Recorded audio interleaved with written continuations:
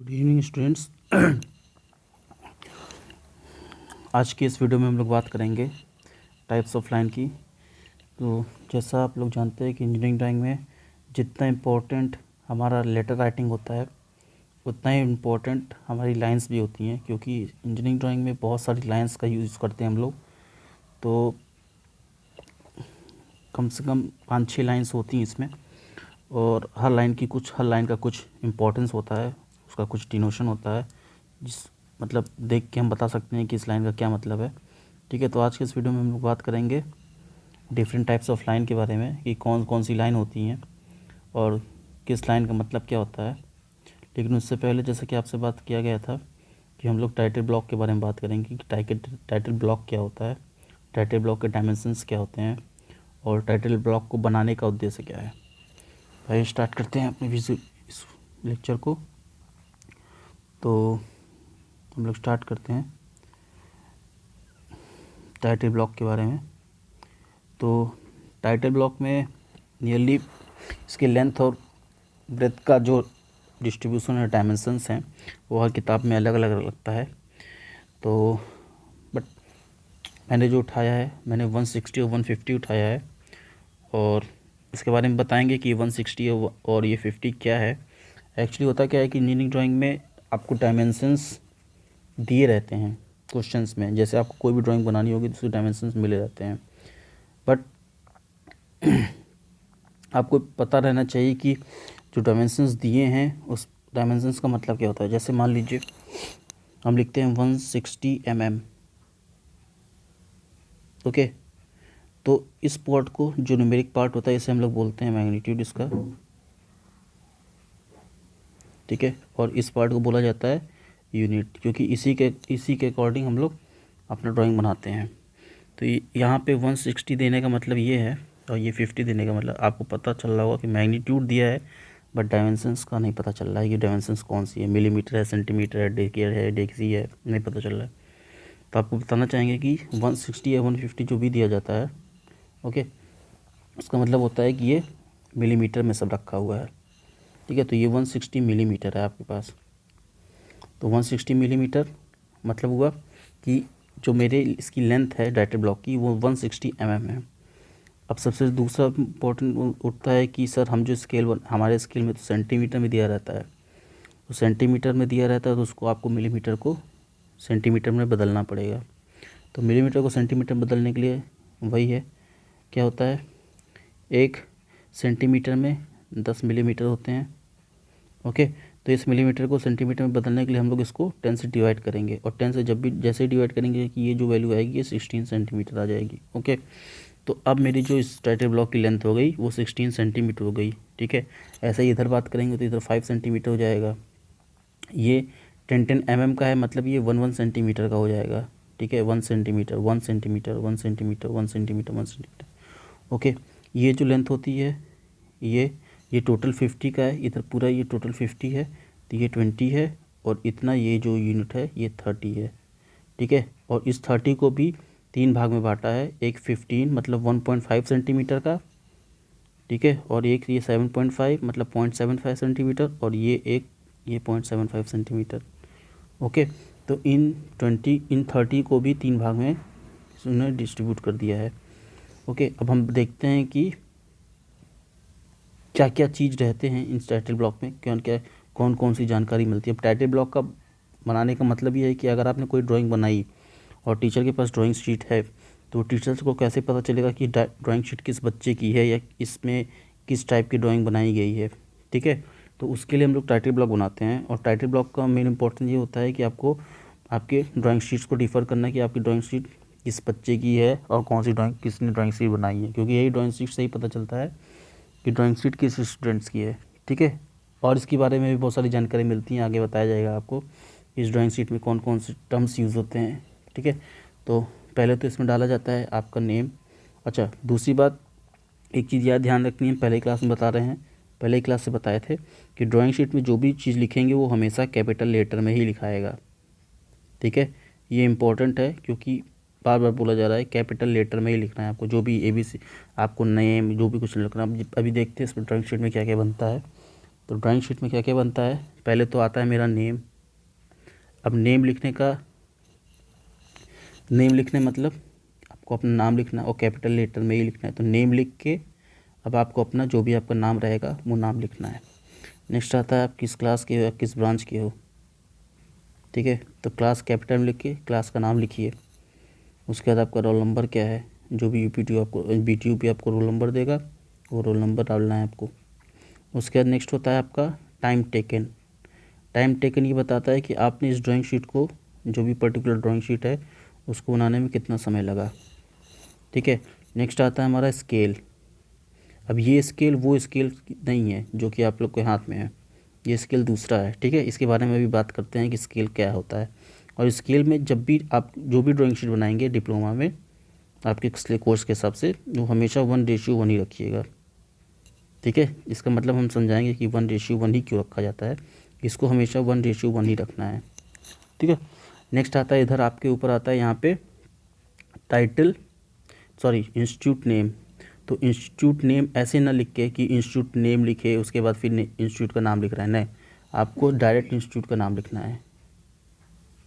जैसे कि आपका इंस्टीट्यूट का नाम है गवर्नमेंट पॉलिटेक्निक गोरखपुर, तो आपको कैपिटल में सभी, अगर पूरा टर्म अड़ जा रहा है नहीं तो स्मॉल मतलब शॉर्ट फॉर्म में लिख दीजिए गवर्नमेंट POLY पॉलिटेक्निक और GKP गोरखपुर। नेक्स्ट यहाँ पे लिखना है आपको टाइटल ऑफ ड्राइंग, ठीक है। ड्राइंग का टाइटल क्या है, जो भी आप लिख रहे हो, जो भी जिस चीज़ की भी ड्राइंग बनाए हैं।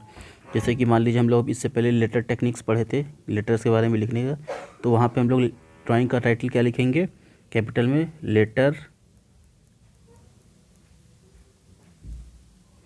ठीक है, लेटर राइटिंग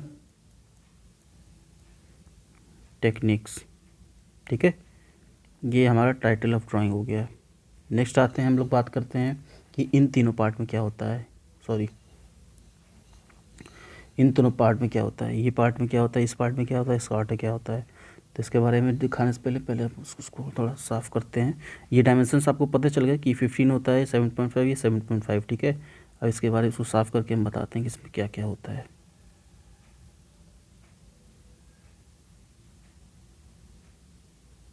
ओके, हाँ। तो देखो यहाँ पे एक सिंबल दिया जाता है, कुछ इस प्रकार से सिंबल रहता है आपको यहाँ पे, ऐसे ऐसे ऐसे ऐसे ये सिंबल कुछ दिखाता है आपको, इसके बारे में बात करेंगे हम लोग क्या दिखाता है इसके मतलब। यहाँ पे क्या होता है, यहाँ पे टीचर साइन होता है, आपको कुछ करने की जरूरत नहीं, टीचर यहाँ पे अपने आप साइन करेगा। और यहाँ पे रिमार्क होता है, रिमार्क में ग्रेडिंग दी जाती है ABCD, जो कि आप लोग को भी मिलेगी। तो जितना साफ ड्राइंग बनेगा उतना अच्छा रिमार्क्स आपको मिलेगा, ठीक है। तो ड्राइंग शीट में हम लोग ये बात करते हैं, ठीक है। आप लोग को टाइटल ब्लॉक पता चल गया। अब हम लोग देखते हैं इसके बाद क्या है, इसके बाद क्या होता है। तो इसके बाद अब हम लोग बात करते हैं स्केलिंग की। स्केल में क्या पढ़ना, अब स्केल की बात करते हैं, ठीक है। तो स्केल हम लोग डालते हैं हेडिंग, और स्केल में देखते हैं कितने प्रकार। तो स्केल जो होती है 3 प्रकार की होती है, एक होता है इनलार्ज स्केल, ठीक है, एक हो गया आपका रिड्यूस्ड स्केल, ठीक है, और एक हो गया मेरा नॉर्मल स्केल या नॉर्मल स्केल। अब इनलार्ज स्केल, रिड्यूस्ड स्केल और नॉर्मल स्केल में क्या अंतर है, हम स्केल के बारे में पढ़ रहे हैं, ठीक है। तो रिड्यूस्ड स्केल, इनलार्ज स्केल मतलब इससे पता चल रहा है कि किसी भी ड्राइंग को बड़ी ड्राइंग है। इनलार्ज में क्या होता है, इनलार्ज में जो क्या होता है कि मान लीजिए कोई ड्राइंग शीट है, मेरे पास एक चार्ट है, उसमें मैंने एक रोड मैप तैयार किया, मतलब कि दिल्ली से हमको अगर बेंगलोर जाना है तो इसका एक रोड मैप तैयार किया कि हाँ भाई यहाँ से यहाँ तक दिल्ली से बेंगलोर जाने का ये रोड मैप है। तो इसको मैंने ड्राइंग शीट पर तैयार किया है। बट रियलिटी में क्या होता है, अब मान लीजिए कि आप दिल्ली से बेंगलोर 6000 किलोमीटर है, ओके, एग्जांपल देके, तो इस 6000 किलोमीटर को हम लोग ड्राइंग शीट में कैसे बनाएंगे, पॉसिबल नहीं है। तो इसका क्या करते हैं हम लोग, अभी इस 6000 किलोमीटर को हम लोग इसको रिड्यूस करके इस ड्राइंग शीट पे बनाना है। तो अब इसकी जो भी यूनिट्स होती है 6000 किलोमीटर को, इस 6000 किलोमीटर को हम लोग को चेंज करके सेंटीमीटर में बदलना पड़ेगा, ठीक है। तो इसे बोलते हैं जब भी कोई भी बड़े वैल्यू को छोटे वैल्यू में बदला जाएगा तो उसे हम वो बोलते हैं इसका रिड्यूस्ड स्केल, उसका स्केल रिड्यूस कर देना, ठीक है, तो उसको कहला जाता है, वो रिड्यूस स्केल कहलाता है। बट अगर कोई भी डायमेंशन है, मान लीजिए ये दिल्ली से बेंगलुरु हम लोग मैप बनाए थे, अब इसको हम लोग को बड़े में दिखाना है, ठीक है, इस चार्ट को 6000 किलोमीटर को हम लोग को बड़े में दिखाना है, तो इसको बोलते हैं इनलार्ज स्केल की इनलार्जिंग कर देना, ठीक है। तो समझ में आया कि इनलार्ज स्केल और रिड्यूस स्केल में क्या होता है। इनलार्ज स्केल में होता है कि कोई भी फिगर हुआ है, कोई भी फिगर है, उसको हम लोग को बड़े रूप में दिखाना है, तो उसे बोलते हैं उसका इनलार्ज स्केल, ठीक है। मान लीजिए कि मेरे पास एक फिगर था, मेरे पास एक डायमेंशन था 1 सेंटीमीटर, 1 सेंटीमीटर था मेरे पास, ठीक है। अब इस 1 सेंटीमीटर को हम लोग को 1 सेंटीमीटर को 1000 किलोमीटर के फॉर्म में लिखना था, तो 1 सेंटीमीटर को हम लोग 1000 किलोमीटर में बनाना है, ठीक है। तो 1 सेंटीमीटर को हम लोग 1000 किलोमीटर में कैसे बनाएंगे, तो हम लोग मान लिए कि जो भी मेरी ड्राइंग बनी है उसमें 1 सेंटीमीटर जो है वो 1000 किलोमीटर को डिनोट कर रहा है। तब हम इसका रेडियस स्केल, इसका इनलार्ज स्केल क्या हम निकालेंगे, तो centimetre upon kilometre is equals to 1000 divide by 1, तो ये इसका इनलार्ज स्केल आया 1000/1, ये हो गया इनलार्ज स्केल, ठीक है। अब इसी का उल्टा अगर हम लोग देखते हैं, इसी का उल्टा देखते हैं कि 1000 किलोमीटर है और इसको 1 सेंटीमीटर के फॉर्म में लाना है, तो 1000 किलोमीटर को कितने सेंटीमीटर के फॉर्म में लाना है वो देखेंगे, तो हम लोग देखेंगे कि किलोमीटर मतलब कि 1000 kilometre is equals to 1 centimetre हम लोग माने हैं, इसकी स्केलिंग किए हैं, ठीक है। तो किलोमीटर, ठीक है, अपॉन सेंटीमीटर का जो रेशियो होगा वो क्या आएगा 1/1000, मतलब इसका जो रेशियो आएगा वो 1/1000 होगा, तो इसे बोलते हैं इसका रिड्यूस स्केल, ठीक है। और नॉर्मल स्केल में क्या होता है, नॉर्मल स्केल में होता है जो भी वैल्यूज़ आपको दी हुई है डायमेंशन की, सेम टू सेम डिट्टो उसी वैल्यू उसी डायमेंशन का हमको ड्राइंग्स बनाना है। तो वहाँ पे जब भी हम लोग नॉर्मल स्केल में वैल्यू बात करेंगे तो नॉर्मल स्केल में जो भी डायमेंशन दी रहती हैं उसी डायमेंशन के अकॉर्डिंग आपको ड्राइंग बनानी पड़ती है, और इसीलिए उसको हम लोग लिखते हैं 1:1, मतलब इसमें कोई चेंज नहीं किए हैं, मतलब 1 इधर भी था तो इधर भी 1 ही था, ठीक है। तो आपको समझ में आएगा स्केल का मैटर क्या होता है। तो अब हम लोग बात करते हैं इसमें, जो कि हम लोग की वीडियो का ड्राइंग का इस वीडियो लेक्चर का मेन टॉपिक था, लाइंस के बारे में बात करते हैं। तो आइए देखते हैं लाइंस में कितने प्रकार की लाइंस होती हैं। ये हमने फिगर उठाया है, ठीक है, ये डिफरेंट टाइप्स ऑफ लाइंस हैं। अब इसमें मैं नियरली बताए थे कि कम से कम 9 टाइप्स की लाइन होती है, बट इम्पॉर्टेंट जो लाइन होती है हम लोग की वो एक ये वाली होती है, ठीक है, एक ये वाली लाइन होती है, इसकी कोई ज़रूरत नहीं पड़ती है, ये लाइन की कभी कम ज़रूरत पड़ेगी, ठीक है, और इस लाइन की ज़रूरत पड़ती है हमको, इसकी ज़रूरत पड़ती है, चेन सेंट्रल लाइन की ज़रूरत पड़ती है, इसकी ज़रूरत पड़ेगी, और इसकी भी कभी कभी ज़रूरत पड़ेगी, ठीक है। तो डिफरेंट टाइप्स ऑफ लाइन देख ही रहे हैं यहाँ पे, ये लाइन थोड़ी मोटी दिख रही है, ठीक है, एक मिनट, ये क्यों ऐसा हो जा रहा है, तो ये लाइन जो है मेरी मोटी दिख रही है। अब ये किसे बोलते हैं हम लोग, continuous thick line. Thick line मतलब, थिक मतलब होता है मोटा, और कंटिन्यूस लाइन मतलब लगातार मोटी लाइन चलती रही। तो इसका जो मतलब होता है, ये लाइन किसको दर्शाती है, जो भी हम फिगर चार्ट में फिगर बनाएंगे वो विजिबल आउटलाइन या एजेस को दिखाएगा। मान लीजिए मैंने एक फिगर बनाया है, मैंने एक फिगर बनाया, एक क्यूब बनाया, ठीक है। तो अब इस क्यूब के जितने भी एजेस होंगे, इन एजेस को हम लोग मोटी लाइन से दिखाएंगे, और इसे बोलते हैं इसकी कंटिन्यूस थिक लाइन। मतलब ये क्या है, ये दिखा रहा है, ये इसके एज को दिखा रहा है, ठीक है, और इसी को आउटलाइन बोलते हैं। तो जो भी हम लोग फिगर बनाएंगे या कोई भी सिंबल बनाएंगे, तो इसमें जो भी एजेस होंगे, जो भी आउटलाइंस होंगे वो मोटी आउटलाइन से बनाए जाएंगे, ठीक है, मोटी लाइन से बनाए जाएंगे, इसलिए इसको कंटिन्यूस थिक लाइन बोलते हैं। नेक्स्ट दूसरी लाइन आता है हम लोग की है कंटिन्यूस थिन लाइन। अब ये कंटिन्यूस थिन लाइन किस चीज़ के लिए इंपॉर्टेंट होती है, ये हमारी होती है इमेजिनरी लाइन्स ऑफ इंटरसेक्शन, इसका कोई मतलब नहीं है।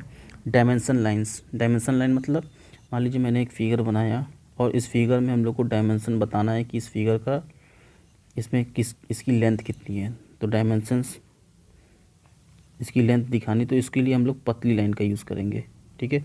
और ये दिखाता है डायमेंशन, मतलब ये लिखते हैं ना हम लोग 20, ये 20 ये डायमेंशन लाइन है, ठीक है।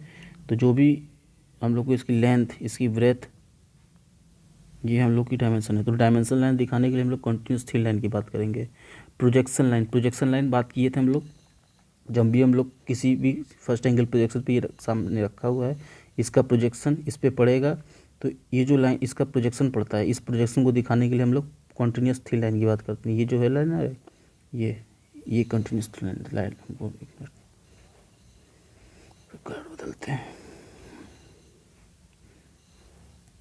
अब ये जो पीली वाली लाइन है, ये मेरी प्रोजेक्शन लाइन है।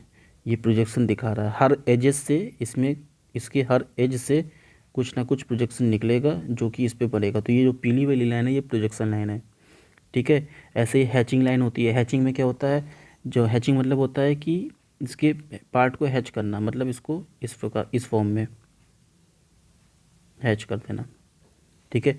ये दिखाता है कि मेरा जो एक पीस था, ये पीस के पीछे का पीस मेरे पास है, मेरे पास पड़ा हुआ है, ठीक है।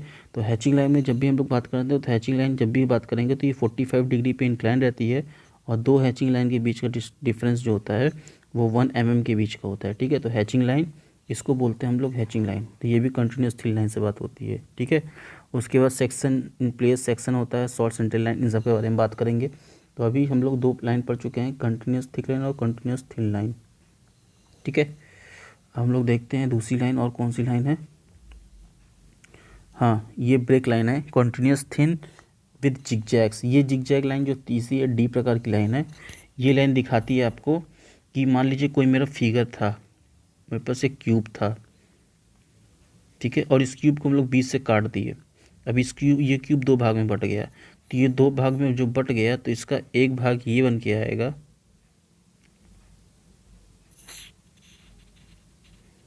ठीक है, और दूसरा भाग इधर ये बन के आएगा कुछ इस प्रकार। तो ये जो लाइंस होंगी, अब ये जो बीच में जो ये जो लाइंस होंगी, यहाँ पे एक सेंटर बनेगा, और ये जो लाइंस होंगी ऐसे होंगी, कलर दिखाते हैं, ठीक है। ये दिखाएंगी, ये लाइन है मेरी, और ये बीच में जिगजैग दिखा रहा है, ठीक है। ये जिगजैग दिखाने का मतलब है क्या, कि इस पार्ट को, इस एक क्यूब को मैंने दो भाग में काट दिया, और ये जब भी ये लाइन बीच में दिखाएंगे, इसका मतलब ये होता है, या ऐसे यहाँ पे ही दिखा देंगे, इसका मतलब ये होता है कि इस क्यूब को हमने दो भाग में काट दिया है, या दो भाग में पार्ट कर दिया है, इसका पार्टीशन कर दिया है, ठीक है। तो ऐसे ही कंटिन्यूस थिन लाइन होती है जिगजैग की। डैश थिक लाइन होती है। अब ये डैश थिक लाइन क्या दिखाती है, ये dash thick line hidden outlines दिखाएंगी। हिडन आउटलाइन मतलब कोई भी एसिड एज जो हमको सामने नहीं दिख रही है बट पीछे मौजूद है, उसको हम लोग थिक लाइन से दिखाएंगे। मान लीजिए मेरे पास एक क्यूब था, उसके पीछे एक सर्कुलर होल था। अब ये होल पीछे के साइड में था, ठीक है, सामने से तो हमको दिख नहीं रहा, लेकिन पीछे था ये होल। तो उस पीछे होल को दिखाने के लिए हम लोग क्या करेंगे, ये क्यूब खींचे, मतलब एक बॉक्स खींचे, अब इसके पीछे ये डॉटेड डॉटेड ऐसे सर्कुलर दिखाएंगे। इसका मतलब है कि इसके पीछे एक होल है, या एक सर्कुलर होल है, जो कि सामने से तो नहीं दिख रहा है बट पीछे मौजूद है। तो इसको बोलते हैं हिडन आउटलाइंस को दिखाने के लिए, या हिडन एजेस को दिखाने के लिए हम लोग डैश लाइन का यूज़ करते हैं, ठीक है। नेक्स्ट हम लोग को देखना है डैश थिन की लाइन, क्योंकि ये भी हिडन आउटलाइन और हिडन एजेस की ही बात करती है। नेक्स्ट उसके बाद आता है मेरा चेन थिन, ठीक है। चेन थिन ये इसमें इंपॉर्टेंट है। सेंटर लाइन बात करते हैं। सेंटर लाइन मतलब एज, उसके एक्सिस बात, अगर किसी भी फिगर का एक्सिस बनाना है, मान लीजिए ये फिगर था मेरा, ठीक है, ये फिगर था, और हमको इसका एक्सिस बनाना है, तो एक्सिस बनाने के लिए हम लोग इस लाइन का यूज़ करेंगे, चेन थिन लाइन का। ये डैश, एक बड़ी लाइन, फिर छोटी लाइन, फिर बड़ी लाइन, फिर छोटी लाइन, ये सेंटर हमको एक्सिस दिखाता है इसका, उसी को सेंटर लाइन बोलते हैं, या लाइन्स ऑफ सिमेट्री बोलते हैं, उसी को ट्राइगोनल उसी को बोलते हैं। नेक्स्ट हमारी चेन थिक लाइन, ठीक है। तो चेन थिक लाइन में उनका यूज़ होता है जो कि इंडिकेशन दिखाए जाते हैं, ओके। उसके बाद नेक्स्ट आता है तुम्हारा adjacent chain thick with double dash, ये सेंट्रोइडल लाइन्स को दिखाने के लिए यूज़ होता है। और नेक्स्ट है हमारा chain thin thick and at ends and changes of direction, ठीक है, ये कटिंग प्लेन्स के बारे में दिखाया जाता है। कटिंग प्लेन्स मतलब मान लीजिए मेरे पास कोई फिगर था और इस फिगर का एक प्लेन से इस प्लेन के अकॉर्डिंग कटिंग करनी है, तो इस प्लेन को दिखाने के लिए हम लोग को दिखाते हैं इस लाइन से कि ये लाइन है, ये लाइन दिखाती है कि इस पर जो प्लेन था उसको हम लोग डिस्ट्रीब्यूट कर दिए हैं उस प्लेन के एक्स के थ्रू हम लोगों ने उस फिगर को दो भाग में पार्टीशन कर दिया है। ओके, तो इम्पोर्टेंट कौन कौन सी लाइन है इसमें? इम्पोर्टेंट एक लाइन ये हो गई continuous thick line, continuous thin line, ठीक है। नेक्स्ट कौन सी लाइन हो गई? ये दोनों इम्पोर्टेंट लाइन हो गई। दोनों इम्पोर्टेंट क्या, दोनों का मतलब एक ही है, डैश थिन और डैश थिक, ये दो चार, ठीक है। ये लाइन इम्पोर्टेंट है और ये लाइन इम्पोर्टेंट है। तो जो भी line continuous thin dash line, ठीक है, डैश लाइन क्या दिखाती है? हिडन एजेस दिखाती है। और ये लाइन जो है ये मेरी सेक्शन ऑफ प्लेन दिखाती है, जहाँ से सेक्शन किया गया है प्लेन्स का। और ये चेन थिन लाइन ये मेरा एक्सिस ऑफ सिमेट्री या एक्सिस खींचने के लिए यूज़ होती है। तो टाइप्स ऑफ लाइन में आप लोग को समझ में आ गया कि कितने प्रकार का टाइप्स होता है। और जैसे बात किया गया था ना कि जितने इम्पोर्टेंट लेटर्स है एक ड्राइंग शीट में ड्राइंग बनाने के लिए, उतना ही इम्पोर्टेंट रोल फाइंड करता है ये लाइन, क्योंकि लाइन से ही पता चलता है अगर आपने फिगर ड्राइंग किया है, ठीक है, फिगर ड्रॉ किया है और फिगर ड्रॉ करते समय आपने हिडन लाइन को कंटिन्यूस थिक लाइन के रूप में दिखा दी, तो इससे ये पता चलता है कि आपको लाइंस के बारे में जानकारी नहीं है। और जब आपको बेसिक फॉर्म इंजीनियरिंग ड्राइंग की जो बेसिक्स होती है उसके बारे में जानकारी नहीं है, तो एग्जामिनर को ये पता चल जाता है कि आपको कुछ नहीं पता है और फिर वो उस हिसाब से कॉपी चेक करता है, ठीक है। तो लाइन का इम्पोर्टेंस बहुत है, लाइन का इम्पोर्टेंस ड्राइंग में बहुत है। और इसको जब भी कोई ड्राइंग पढ़ते हैं तो उसको पढ़ने से पहले हम लोग को लाइंस के बारे में जानकारी होनी चाहिए कि किस लाइन को कैसे दिखाया जाता है, ठीक है। तो लाइन का इम्पोर्टेंस बहुत है। तो आज के इस वीडियो में हम लोग ने बात किया, क्या क्या बात किया? टाइप्स ऑफ लाइन की बात किए, उसके पहले स्केल की बात की, स्केल कितने प्रकार के होते हैं, और उससे पहले टाइटल्स ब्लॉक की बात किया गया कि टाइटल ब्लॉक क्या होता है। अच्छा, एक चीज़ और छूट रहा है हम लोग का, इसमें हम लोग का ये फिगर छूट रहा है, इस फिगर का मतलब क्या है? तो आइए थोड़ा बहुत हल्के में समझा देते हैं कि इस फिगर का मतलब क्या है।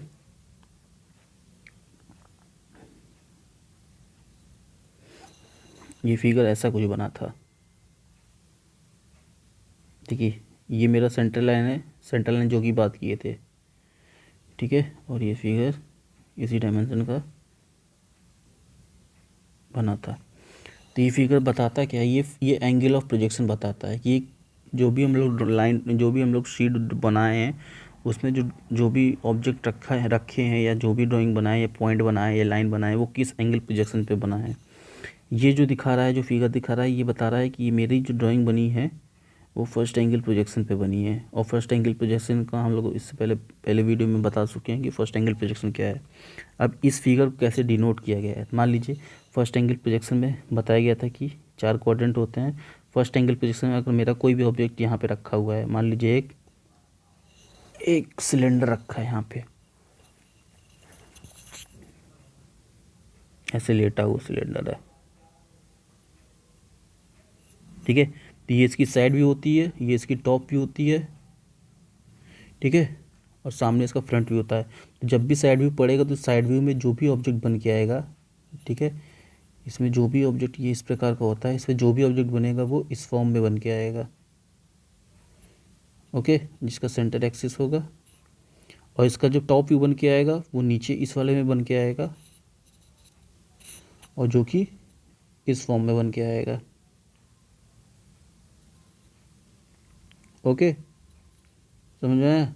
इसीलिए इसको हम लोग इस फॉर्म में दिखाते हैं कि साइड व्यू मेरा यहाँ बन रहा है और इसका टॉप व्यू या इसका फ्रंट व्यू, क्योंकि जो भी टॉप व्यू बनेगा वही इसका फ्रंट व्यू बनेगा, तो इसका टॉप व्यू फ्रंट व्यू यहाँ दिख रहा है। तो ये बात करता है फर्स्ट एंगल प्रोजेक्शन की।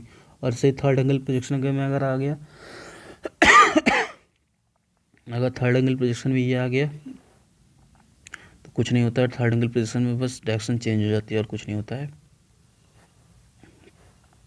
ये चीज़ सॉरी ये यहाँ पे आ जाता है ऐसे, यहाँ पे फिगर बन जाता है, ये ऐसे हो जाता है। अभी ये आपको समझ में आ गया होगा कि अगर यहाँ पे फिगर है थर्ड एंगल प्रोजेक्शन पे ठीक है। तो इसका साइड व्यू यहाँ पे बनेगा, इसलिए ये लेफ़्ट ये राइट में आ जाता है मेरा साइड व्यू, और टॉप व्यू फ्रंट में मेरा ऊपर ही आ जाता है। ठीक है। तो जो भी हम लोग वहाँ पे बात किए थे टाइटल ब्लॉक में, उसका मतलब यही होता है कि वो डिसाइड बताता है क्या है कि वो फर्स्ट एंगल प्रोजेक्शन की बात कर रहे हैं कि थर्ड एंगल प्रोजेक्शन में मेरी ड्राइंग बनी है। तो आज की इस वीडियो में इतना ही रखते हैं, और आगे जो भी वीडियोज़ आएंगी मे हो सकता है प्रोजेक्शन ऑफ लाइन्स के बारे में हम लोग स्किल्स को उठाएंगे। तो अगर हम लोग पॉइंट स्टार्ट किए तो मैं सोच रहा हूँ कि प्रोजेक्शन ऑफ लाइन ही ख़त्म कर दूँ। ठीक है। तो प्रोजेक्शन लाइन का ही वीडियो आएगा, जो भी आएगा आपको लिंक के थ्रू आपके मैसेज आपके जो भी व्हाट्सएप ग्रुप बना है उस पर भेज दिया जाएगा। और उससे पहले हम बात ये ज़रूर करेंगे कि जो भी वीडियोज़ आएगा उसके नोटिफिकेशन पाने के लिए आपको चैनल को सब्सक्राइब करना पड़ेगा। तो अगर आप वीडियोज़ देख रहे हैं तो चैनल को ज़रूर सब्सक्राइब करिएगा। तब तक के लिए गुड नाइट।